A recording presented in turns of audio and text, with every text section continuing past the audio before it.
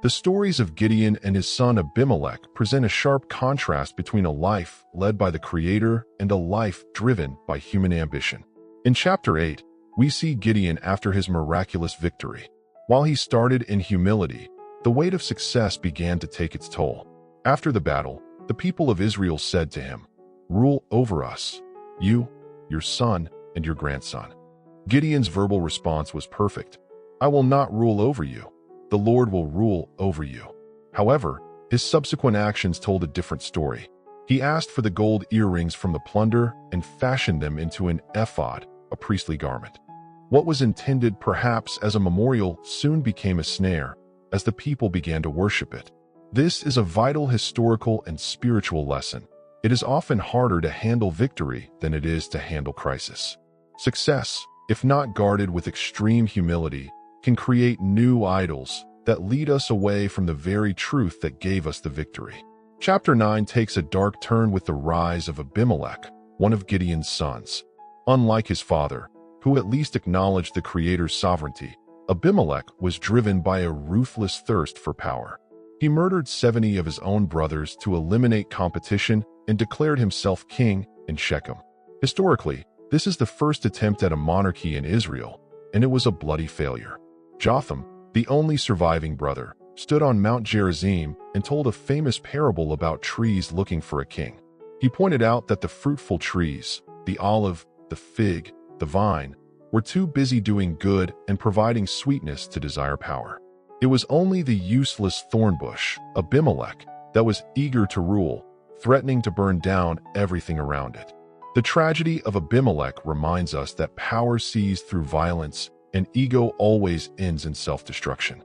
Abimelech's reign lasted only 3 years and ended ignominiously when a woman dropped a millstone on his head from a tower. The Creator's justice is quiet but certain. The blood of his brothers returned upon his own head. For us today, these chapters are a mirror. They ask us, how do we handle our victories? Do we create ephods out of our achievements, wanting others to admire us? And like Abimelech, do we try to force our way into positions of influence, stepping over others to get there? The true leader we are waiting for is not a thorn bush that consumes, but the true vine, who gives his life for the branches. These chapters teach us that any leadership or success that does not acknowledge the Creator as the true king will eventually wither and cause pain. It points us toward the need for a king whose kingdom is not of this world, a king who rules with sacrifice rather than a sword. Sovereign King, we stand corrected by the stories of Gideon and Abimelech. We recognize how easily our hearts can turn a blessing into a snare. Forgive us for the times we have taken the gold of your grace and fashioned it into a monument for our own ego. We pray for those in leadership today, in homes, businesses, and communities. Protect them from the thorn bush mentality that seeks power at any cost. For those who are suffering under the Abimelechs of this world, we ask for your divine justice and protection. Lord, help us to be like the fruitful trees, focused on producing the sweetness of your love rather than seeking the vanity of being served. Remind us every day that you alone are our King. May we find our security not in our status or achievements, but in being your humble children. We look to the one who wore a crown of thorns so that we might wear a crown of life. In his name, amen. Judges chapters 8-9. Now the Ephraimites asked Gideon, "Why have you treated us like this? Why didn't you call us when you went to fight Midian?" And they challenged him vigorously.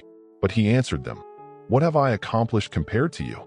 Aren't the gleanings of Ephraim's grapes better than the full grape harvest of Abiezer? God gave Oreb and Zeb, the Midianite leaders, into your hands. What was I able to do compared to you?" At this, their resentment against him subsided. Gideon and his 300 men, exhausted yet keeping up the pursuit, came to the Jordan and crossed it. He said to the men of Sukkot, "Give my troops some loaves of bread. They are worn out, and I am still pursuing Zebah and Zalmunna, the kings of Midian." But the officials of Sukkot said, "Do you already have the hands of Zebah and Zalmunna in your possession? Why should we give bread to your troops?" Then Gideon declared, "Just for that, when the Lord has given Zebah and Zalmunna into my hand, I will tear your flesh with the desert thorns and briars." From there he went up to Peniel and made the same request of them. But they gave the same answer as the men of Sukkos. So he said to the men of Peniel, "When I return in triumph, I will tear down this tower." Now Zebah and Zalmunna were in Karkor with a force of about 15,000 men, all that were left of the armies of the eastern peoples. 120,000 swordsmen had fallen. Gideon went up by the route of the nomads east of Nobah and Jogbehah and attacked the unsuspecting army. Zebah and Zalmunna, the two kings of Midian, fled, but he pursued them and captured them, routing their entire army. Gideon son of Joash then returned from the battle by the pass of Heres. He caught a young man of Sukkos and questioned him, and the young man wrote down for him the names of the 77 officials of Sukkos, the elders of the town. Then Gideon came and said to the men of Sukkos, "Here are Zebah and Zalmunna, about whom you taunted me, saying, 'Do you already have the hands of Zebah and Zalmunna in your possession? Why should we give bread to your exhausted men?'" He took the elders of the town and taught the men of Sukkos a lesson by punishing them with desert thorns and briars. He also pulled down the tower of Peniel and killed the men of the town. Then he asked Zebah and Zalmunna, "What kind of men did you kill at Tabor?" "Men like you," they answered, "each one with the bearing of a prince." Gideon replied, "Those were my brothers, the sons of my own mother. As surely as the Lord lives, if you had spared their lives, I would not kill you." Turning to Jether, his oldest son, he said, "Kill them." But Jether did not draw his sword, because he was only a boy and was afraid. Zebah and Zalmunna said, "Rise up and kill us yourself. As is the man, so is his strength." So Gideon stepped forward and killed them, and took the ornaments off their camels' necks. The Israelites said to Gideon, "Rule over us, you, your son, and your grandson, because you have saved us from the hand of Midian." But Gideon told them, "I will not rule over you, nor will my son rule over us. The Lord will rule over you." And he said, "I do have one request, that each of you give me an earring from your share of the plunder." It was the custom of the Ishmaelites to wear gold earrings. They answered, "We'll be glad to give them." So they spread out a garment, and each of them threw a ring from his plunder onto it. The weight of the gold rings he asked for came to 1,700 shekels, not including the ornaments, the pendants, and the purple garments worn by the kings of Midian or the chains that were on their camels' necks. Gideon fashioned the gold into an ephod, which he placed in Ophrah, his town. All Israel prostituted themselves by worshipping it there, and it became a snare to Gideon and his family. Thus Midian was subdued before the Israelites and did not raise its head again. During Gideon's lifetime, the land had peace 40 years. Jerubbaal son of Joash went back home to live. He had 70 sons of his own, for he had many wives. His concubine, who lived in Shechem, also bore him a son, whom he named Abimelech. Gideon son of Joash died at a good old age and was buried in the tomb of his father Joash in Ophrah of the Abiezrites. No sooner had Gideon died than the Israelites again prostituted themselves to the Baals. They set up Baal-berith as their god and did not remember the Lord their God, who had rescued them from the hands of all their enemies on every side.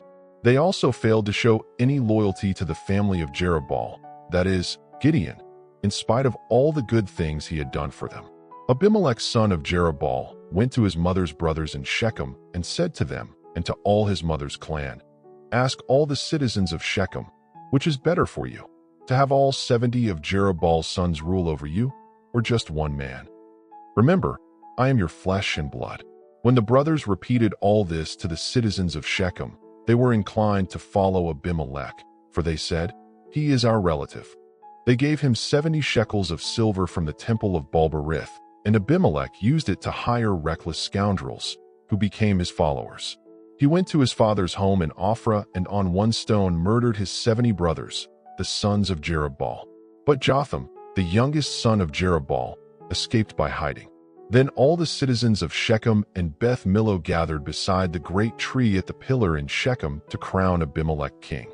When Jotham was told about this, he climbed to the top of Mount Gerizim and shouted to them, "Listen to me, citizens of Shechem, so that God may listen to you." One day the trees went out to anoint a king for themselves. They said to the olive tree, "Be our king." But the olive tree answered, "Should I give up my oil, by which both gods and humans are honored, to hold sway over the trees?" Next, The trees said to the fig tree, "Come and be our king." But the fig tree replied, "Should I give up my fruit, so good and sweet, to hold sway over the trees?" Then the trees said to the vine, "Come and be our king." But the vine answered, "Should I give up my wine, which cheers both gods and humans, to hold sway over the trees?" Finally, all the trees said to the thornbush, "Come and be our king." The thornbush said to the trees, "If you really want to anoint me king over you, come and take refuge in my shade. But if not, then let fire come out of the thornbush and consume the cedars of Lebanon." Have you acted honorably and in good faith by making Abimelech king? Have you been fair to Jerubbaal and his family? Have you treated him as he deserves? Remember that my father fought for you and risked his life to rescue you from the hand of Midian. But today you have revolted against my father's family. You have murdered his 70 sons on a single stone and have made Abimelech, the son of his female slave, king over the citizens of Shechem because he is your relative. So if you have acted honorably and in good faith toward Jerubbaal and his family today, may Abimelech be your joy, and may you be his, too.